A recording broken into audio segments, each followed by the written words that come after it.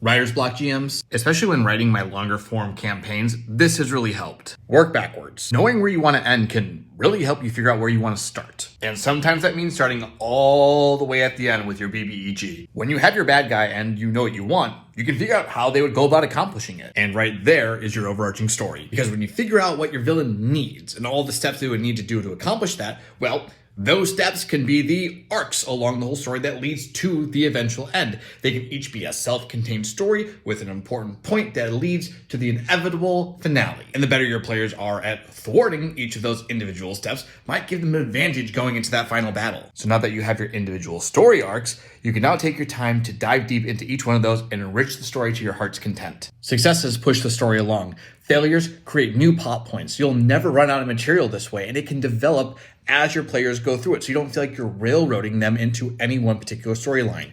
You have your guardrails, you know where things are going and the individual pieces that need to happen, but along the way, so much can happen, which makes it so much more fun and just fulfilling for you as the GM and for your players. So when in doubt, start at the very end. Happy adventuring.